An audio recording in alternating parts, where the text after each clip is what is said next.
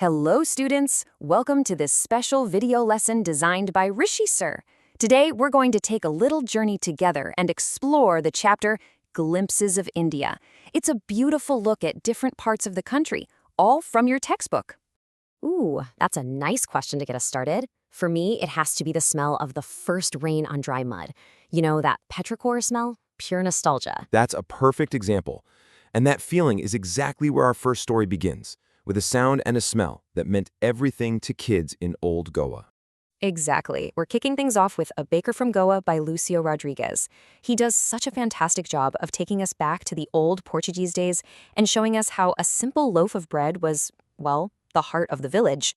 This one line really sets the mood, doesn't it? The whole story has this warm, nostalgic feeling, looking back at a time that's gone. Yeah, totally. You can almost smell the fresh bread just by reading that. It's about so much more than just food, no? It's a feeling, a really powerful memory. And the person at the center of all these memories had a special name. In Goa, he wasn't just called a baker. The traditional name was the pader. So, you see, the pater was a huge deal. He wasn't just some guy selling bread. He was a part of daily life, a friend, a companion, especially for the children who would literally run to meet him every single day. And he was there for every single important event. Think about it. A wedding needed the sweetbread called bowl, an engagement meant sandwiches, Christmas, of course, needed cakes and bolinas. Nothing was complete without the baker. And my favorite part, bread bangles for the kids. How cool is that tradition? What's really interesting is how unique the baker's whole identity was, right down to what he wore. He had this specific single-piece long frock that came down to his knees, and it was called the kabai. That's actually so funny, Yar. It just shows how strong that image of the pandir is in the culture, that even now people see those kinds of pants and immediately think of the baker. The memory is totally alive.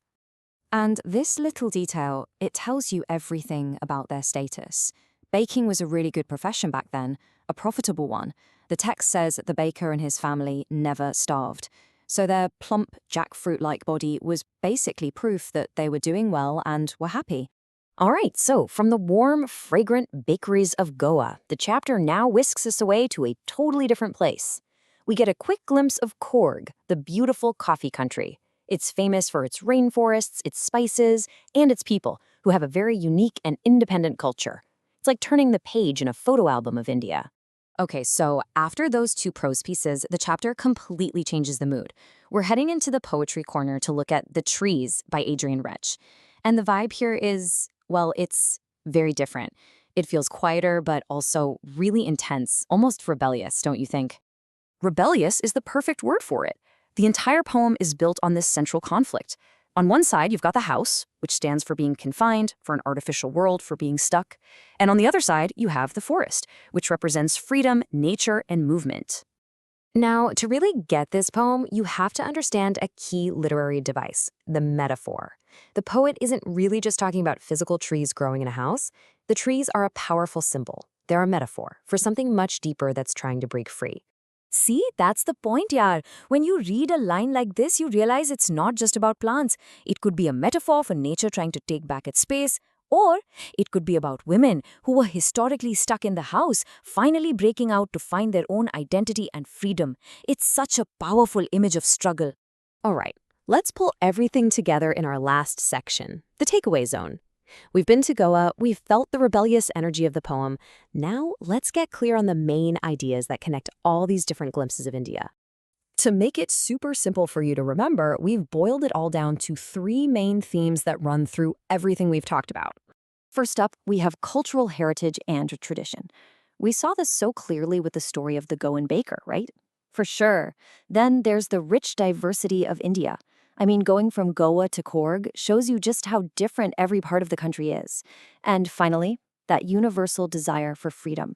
That's the heart of the poem, The Trees, that powerful feeling of wanting to break free. And just for your exams, it's really helpful to spot these literary devices. First, there's nostalgia, that feeling of looking back fondly on the past, like remembering the smell of the baker's bread. Then we have metaphor, which was so important in the poem. And finally, imagery, language that paints a picture in your mind, like the jackfruit-like description of the baker. And that brings us to the end. We'll leave you with this final thought to chew on. What's that one special glimpse of your own hometown or your culture that you would want to share? What's its story? Cello, done and dusted. Best of luck with your studies, guys.